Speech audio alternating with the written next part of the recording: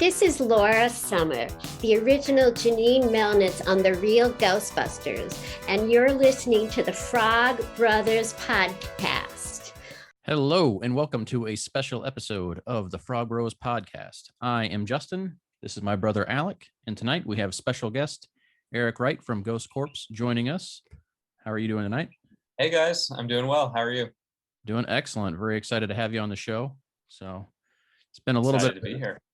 Little bit of time working a few things out. Everyone's been very busy, so kind of jump in here and get into a few things and kind of get a little bit more inside your mind and what you do there, and hopefully provide some insight and some fun behind the scenes Ghostbusters stuff for everyone out there. So first and foremost is we all know you work for Ivan Reitman, Montecito Picture Company.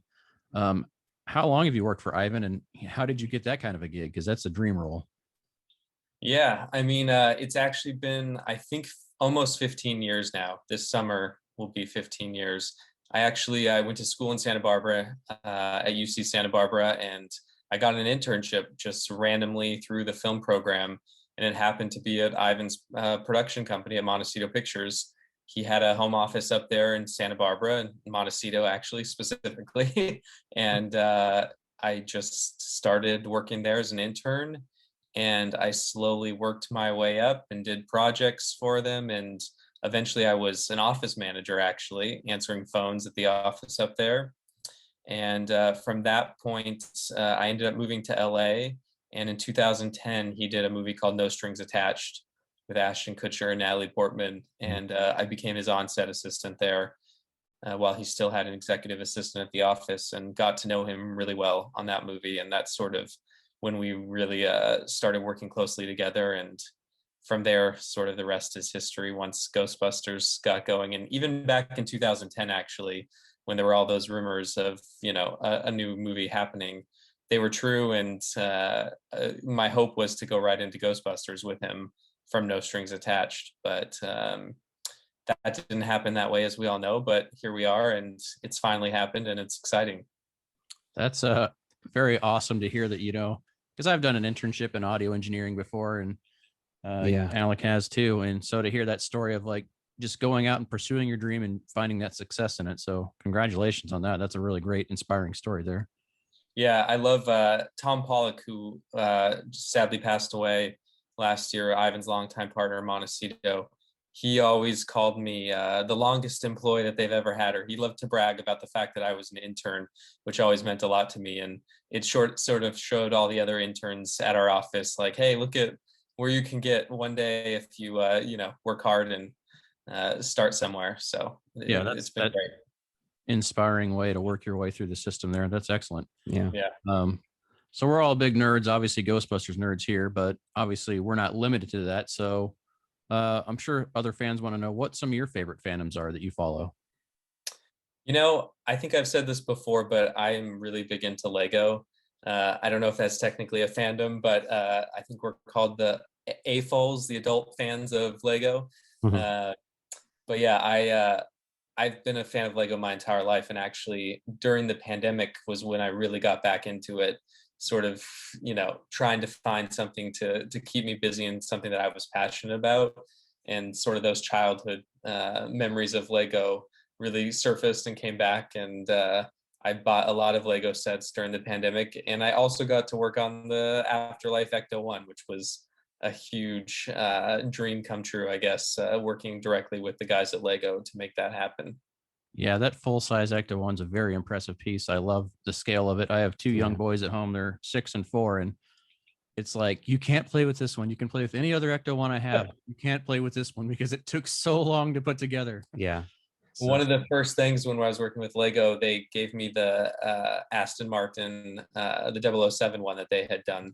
And it had the ejector seat and a bunch of other cool hidden features. So some of the first things we talked about were like the kick-out seat on the Ecto-1, which we were like, how do we make this come true? And there were so many different mechanisms at first that they had developed for that to come out of the car. At one point, the fan on top of the roof rack, you would turn, like you would keep turning it and that would pull it out. And then they came up with another mechanism on the side, which was a little more seamless to push it out. But it's those guys are geniuses. It's amazing like what they can do engineering wise with those vehicles, and then those limited sort of sets with their Lego bricks. Absolutely. That's so much fun. What's your favorite Lego set you put together during the pandemic? I did a lot of the they call them modular buildings, and I did a theater that my brother got me for Christmas last year or 2 years ago, maybe now. So that one was really cool. And then there was also one that was like a haunted house that had a working tower drop ride. So you would put the little Lego car in there, and you'd spin up the back, and it would go up the tower just like the ride at Disneyland and That's drop. It was pretty cool. That's amazing. awesome. And that's like Yeah. the worst horror story that ever happened to Alec as a child. That's why he doesn't like roller coasters now, is that No, ride? He's You talking the Haunted Mansion or the the Haunted Mansion or the Tower of Terror. It's Tower of Terror is basically what this set Oh. was modeled after. yeah. Yeah, that makes sense. Yeah, that's one of the things that scarred me as a child. You got on that, and how old were you maybe? I hadn't even gone into kindergarten yet, but I was tall. Oh yeah, so you're what, 5 probably? Yeah. 4 or 5, and he goes on that ride with our dad, and he had no idea the drop was coming. So Nope. that's so you're titled as the co-producer for Afterlife. So can you tell us a little bit about what that entails, or some of the most memorable parts of working on the film for you were? Yeah, I mean, I really do so much across so many different things, but one of my main roles on Afterlife, just starting even in pre-production, was to really look at everything that we were doing, from the props to the vehicles, and make sure that that all fit within the canon and looked like it should look. And then on top of that, while we were on set, it was really working with our partners. We brought, Lego, Hasbro, costume partners, all sorts of licensees out to set to make sure that they really got a feel for what Ghostbusters Afterlife was going to be, and make sure that the products reflected that. So that's one thing. Another thing I did. I also, it's problem solving day to day on set. Any producer's role and their job is to make sure things go smoothly. So I was also there as an extra set of problem solving hands as well. That's sounds about right, because producer is a very wide title if you try to really get in there and break it down. So it's basically you're there to help. So Yeah. My parents still ask me exactly what I do, and my grandparents, they're always like, "Oh, don't producers have to have money? Aren't you like paying for the movie?" Like, no, that's not it at all. I wish, but I always use the analogy as like a party planner. You're really talking to every single department, making sure that everyone knows what's going on, everyone has what they need, and everyone's on the same page every day that we're shooting. yeah, So it's a lot of parties every day, but and a lot of departments, but all the departments working seamlessly together as one cohesive unit. yeah. But then also just in post-production and, in between the finish of the film and the release of the film, I really work hand in hand with the marketing and the PR team to make sure that everything that's coming out, everything that they're making, from the trailers to the movie posters, to the digital shorts that are online, all are fitting within the brand. And so it's a lot of fun. I really see and touch everything Ghostbusters, which is a lot, but it also is it's really cool to be a part of. It's got to be really rewarding, like, to kind of have that brand, because when you look at other pop culture brands, I don't think anyone kind of has that one. And it's a huge responsibility on you, but I don't think anyone has that kind of one person there to kind of oversee everything. So, that's pretty incredible that you have that, but obviously you've got a good team around you too, I'm sure. So, yeah, we got a great team of producers, and it's been a blast. I can't believe it's taken this long, but we're excited about the future. absolutely. Well, I can tell you, we are all ecstatic about whatever happens down the road. So what was the most surprising part of making Ghostbusters Afterlife from your perspective? I was just really surprised and also genuinely happy about how many people were actually true fans of Ghostbusters working on this film. Jason has talked a lot about how even in the interview process, everyone we talked to, one of his first questions was, are you a fan of the movie? And he wouldn't go as far as quizzing them, but you could just tell in their passion of their response whether they were or not. And working with people like Ben Eady and Ari and the visual effects or the special effects makeup, and he did all the puppets and everything. These guys were true fans of the franchise, and you could see it in their work.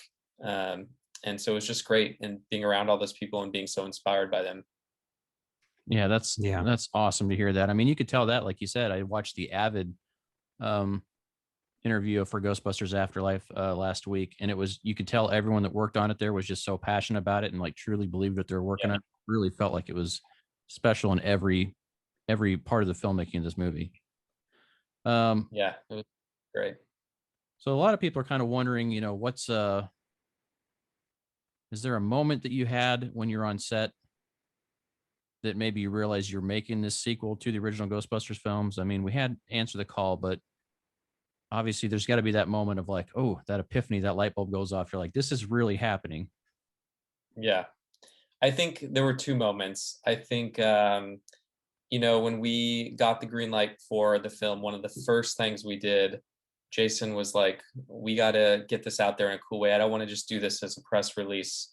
Let's make a little video clip of this. And he had an idea of, doing the ecto in the barn. So we, in December, it was actually, this month, December of 2018, we got the ecto one. We found a barn in the middle of Thousand Oaks, California, or Westlake Village, California. And we went out there and did it in one night with a big group of Jason's film family.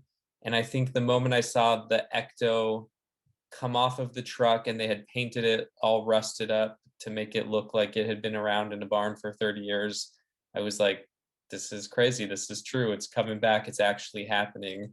It was a really, really cool moment. And then the second one I'll say was when we saw the props for the first time, and we saw the proton packs, and Violet Ramis, Harold's daughter, was there. She tried on his proton pack. It was just a really cool moment, and seeing that gear in the original form, it made it real for sure. Absolutely. That sounds like it was a real magical moment. Hopefully she'll do some follow-up and talk about that, because her book is great. If you haven't read it, check it out. It's the Ghost Daughter. So Afterlife doesn't come out in Australia until January 1st. So just kind of curious, what's the process, at least in your perspective, of, what causes the different release dates to be going on around in maybe different countries or different areas? Yeah.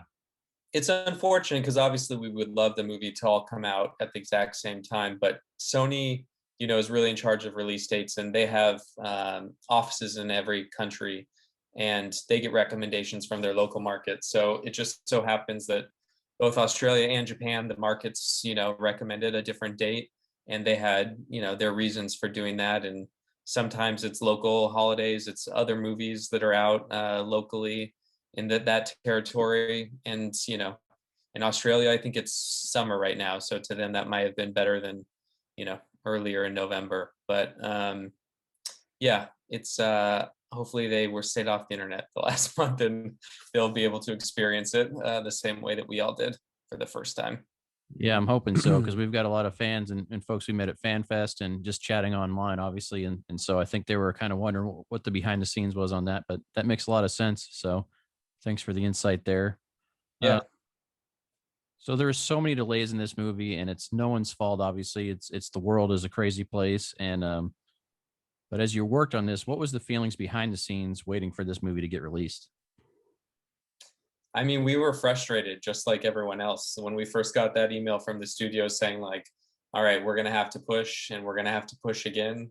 I think every time we were like, ugh, this sucks. But we also understood, just like everyone else, hopefully, that, times are different right now, and there wasn't much we could do. And the great thing about Sony is that they, from the very beginning, they were never going to release this on streaming. It was always meant to be a theatrical movie, and they really respected that. They never once came to us and said, what do you guys think? It was always, we're waiting, we're holding out for the theater. So that we were really relieved by and felt comforted in.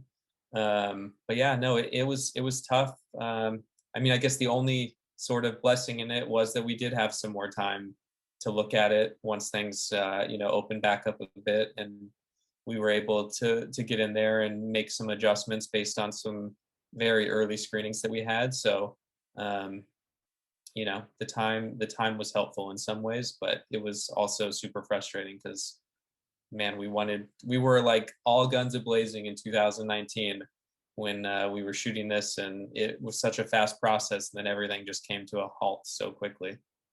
Yeah, I mean, I think even on our side, we felt like, we could say, okay, we could feel the momentum going for the press and, getting everything kind of rumbling up and starting to build the advertising cycle. And then, it kind of gets stopped and you're like, okay, let me level set level set again here, take a breath, relax. And then, I can only imagine for everyone that worked on it, that's so excited about this movie, that's so special. And then having to go through that on the back end, being like, I want you to see this, but now we're going to wait another 6 months. So, Yeah, and it was hard too because there were, partners and products that some of them couldn't be moved. So like we had to, put some of the mini puff stuff out there earlier, and it wasn't the normal cadence and flow that we probably would have liked.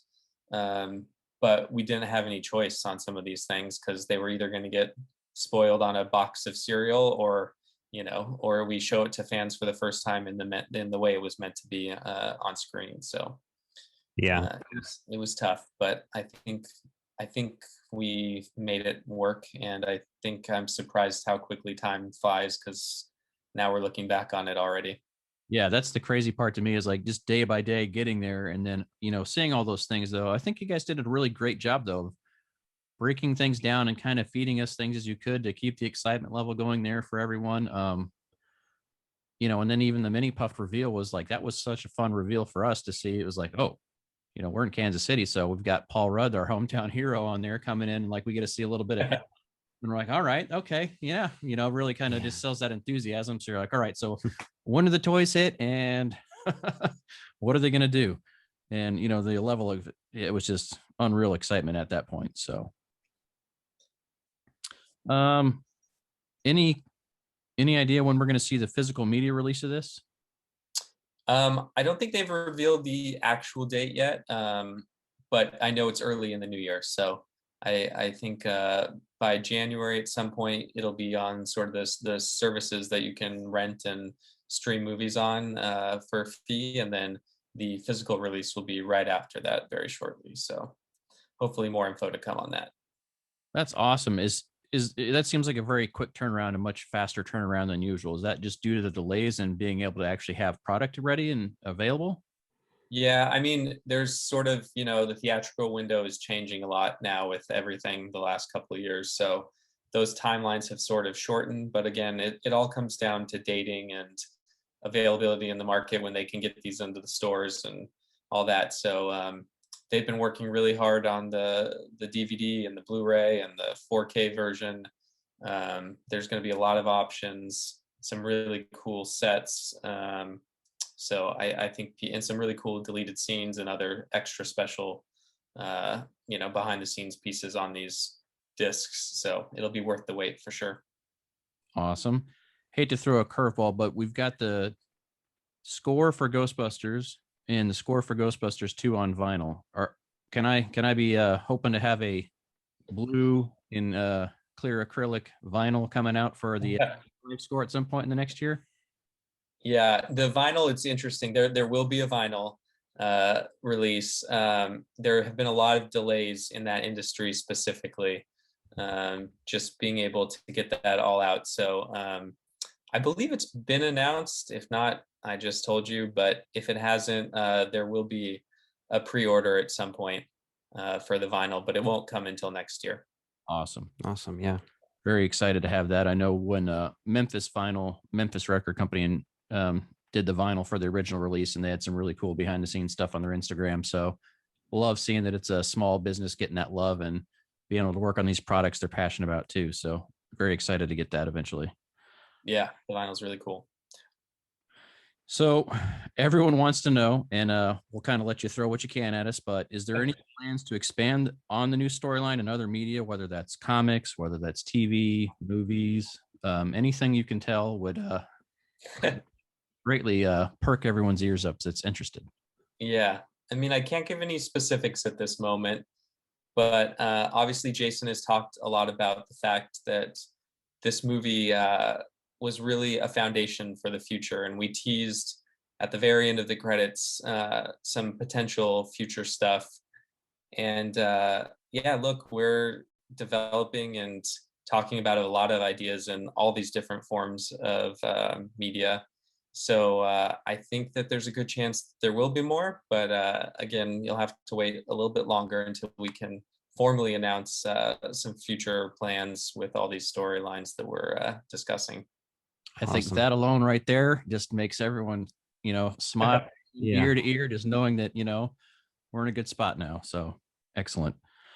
And then we got to talk about it. It just closed last night. The HasLab Proton Pack ended with over 21,000 orders on an initial goal of 7,000 to fund the project. Yeah.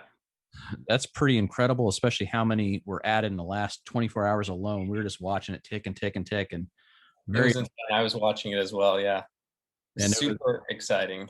yeah. When you start seeing it climb that high, I was like, oh wow, everyone's Yeah. like really, really just impressed with that. So, based on that success, is there any other chance we might see other props, come out from that partnership with Hasbro?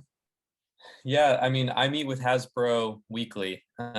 We have a deal with them, and they're our master toy licensee. They've been an amazing partner to us, and so I can't see why we wouldn't do more with them. We've talked about a lot of different pieces of gear, from the classic stuff to the new movie. I personally would love to see an RTV at some point. I think that would be really cool, or the classic trap. But yeah, we're talking about these sort of things all the time. And yeah, I hope we see more.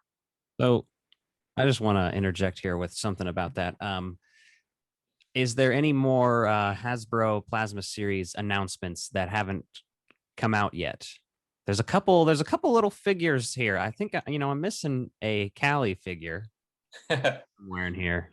Some other, maybe Paul Rudd or some other things. Or maybe a new Ghost, or maybe a Muncher. I don't Yeah. know. Maybe. Yeah, I know. I would like to see some more ghosts. Again, we're talking with them weekly, and hopefully there will be some more toys in the years to come.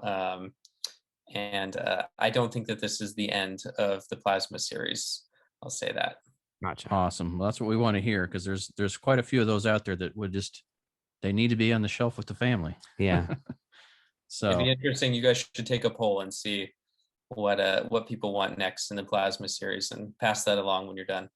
hey, that's actually a great idea, because I could think of like a whole wave of 6 with the Build-A-Figure myself. Yeah, so. I could think of another wave of Afterlife figures, just Afterlife. And then if you really wanted to get into it, I would want Extreme Ghostbusters figures, real Ghostbusters figures. Some more, give me another Vigo. There's lots of things. I mean, I think people opinions about that though. Well, it's very exciting. I think that with that HasLab really just kind of, level set with Hasbro and said, hey, here's what you can do if you have, the right advertising around it and everyone's aware of it's coming, right? Because we're diehard Ghostbusters fans, but some of the other casual fans may not have known and just been grabbing stuff off the shelves. But you know how it goes. Once you get someone to buy that line, you got to be a completist. You can't leave anything there. That's why I don't buy Star Wars, because there's just too much for me. Yeah. Much of it. I think I've bought everything that's Plasma Series so far. Yeah, Plasma Series. I was telling Alec, I was 100%. like, that's got to be the one line I get everything of. I wasn't able to do that with the Matty Collector line, but with this line, it's like, okay, I just got to hunker down and make it happen. Yep. So, Yeah, I really hope that there's going to be more soon. Again, Hasbro's been a great partner, so it's really exciting stuff that they're coming up with. And again, another example of all these people that are so passionate about the brand. And we have an amazing team at Hasbro that, especially with the Proton Pack, they went over every single detail, thought of every single feature. We visited with Jason. We looked at stuff at the pack with him, suggested things. They sent us a gray model a while back to LA to compare to the real one. They really wanted to do right by the fans and want to get it right. So the amount of love and attention to detail that they're putting into it, it really shows. And it's crazy that they've been able to put this proton pack together at that price too, which is it's accessible, I feel like, to a lot more people. Yeah, Absolutely. Yeah. I've got a full size pack, and you don't want to go around telling people how much you spend on those. I'll tell you that. Yeah. Definitely within everyone's reach. So you do a great job of working with the Ghostbusters brand, or working with the community. I think everyone that's really a diehard fan, a lot of the groups know who you are, work with you. And, we just wanted to say thanks for everything you do for us and taking the time, because, it'd be very easy for you to just kind of stay a little bit more mellow with things and, just kind of handle things as you need to, but you're really available and great for the fans and, great proponent of the brand. So Thank you for saying that. Oh yeah. I mean, we really appreciate it, because it's not very often you can have like good communication with someone who's working on something that's so close to your heart, and just it's just so natural and great. With that being said, though, what would you say the most rewarding part of your job is? Honestly, it's talking to you guys, and I know that sounds cheesy, but it's like meeting Ghostbusters all over the world. I've been able to do so many things in this position and meet so many people and do so many good things. Like sometimes I joke and say, like, I feel like Oprah or like Ellen, like just being able to, donate items and make things happen for groups that are raising money for a good cause, or need some toys or something to give to a child in need, and being able to sort of make those things happen and interact with you guys and see how much good, the Ghostbusters groups all over the world are doing. That's honestly been the most rewarding part of all of this. That's awesome. I mean, we really appreciate your time there, and I can't not say anything about it, because tomorrow is the Ghostbusters Day of Giving, right? So Yeah. Can you tell us just a little bit about that, and how people can get involved? Yeah, I mean, there's groups all over the country that are going to be at different locations. You can check the Ghostbusters Twitter and Instagram to see where those are at, and drop off toys. But honestly, anyone tomorrow can bring toys, collect toys, and donate to a local charity, all in the name of Ghostbusters. And we're hoping to make this a yearly thing as well. So we got a late start this year just because of how crazy it was with the movie. But between Christmas and Ghostbusters Day, we're going to try and do sort of a biannual give back, and help organize all the groups to participate. So that's one thing on the docket for next year as well. Awesome. Well, you count us in. We're part of the Midland Empire Ghostbusters in the Kansas City area, so we'll be contributing there. And there's a lot of Ghostbusters toys out there, and I think there's a lot of kids that would like to have those. So yeah, we actually, I was at the office earlier today, and we had the LA Ghostbusters come by, and we donated a ton of product that we had extra of, samples of products, Hasbro action figures, Spirit Halloween packs, all sorts of stuffed animals and things. It was really, really cool. That's really awesome. So thanks for giving so much back to the community with that, and shepherding all these things you do. I mean, that's just what makes the Ghostbusters community so special, is the willingness to give back, and the fact that Ghost Corps itself is right there every step of the way, serving the fans, serving the communities. I think really says a lot about this fandom and where it can go, and just how much we'd love to see the franchise grow. So yeah, thank you guys. No, it's been really great, and Ghost Corps is sticking around, and we're going to be here for a while, and we're going to continue to try and support you guys, and we're looking forward to more great content in the future. I almost corrected him both times when you said corpse. Oh yeah, the S is silent. It's just one of those things we don't say aloud a lot, but every time he does, I point it out to him sometimes. But it's just one of those things. Yeah, call me out on it. It's confusing, but it also, it's sort of got that double meaning with corpse and ghost, and then Corps and Marine Corps. It's it's a good play on words. All right. Well, truly appreciate your time tonight, Eric, and we look forward to any kind of announcements you guys have coming up. And stay well and be safe, and have a happy Christmas, happy holidays, happy New Year to you. And hopefully we'll chat again with you sometime next year ahead of some charity events for Ghostbusters Day. Yeah, thank you guys. It was really fun talking to you both. Yeah, thank you. All right, thanks. Appreciate it. See ya. Hey guys, thanks for listening to the Frog Brothers podcast. We'd greatly appreciate it if you could like and subscribe if you're listening on YouTube. And if you're listening on the audio feed on Spotify or Apple or Twitch or wherever you listen, tell your friends and make sure to subscribe to our YouTube at youtube.com/thefrogbros. Hit us up on Instagram at Frog Bros Podcast, on Twitter at bros_frog, on TikTok at Frog Bros Podcast, and follow us on Facebook. Join our Facebook group Frog Bros Video by searching just that, Frog Bros Video. Hit request to join and you'll be approved. We have shirts available. The link is in our Instagram bio and below in the description. And you can find stickers on Etsy at Frog Bros, all one word. Additionally, if you'd like to give us a call and leave a voicemail soon, our Patreon will be live and we'll be posting monthly responses and reactions to the voicemails. Dial 816-832-5388.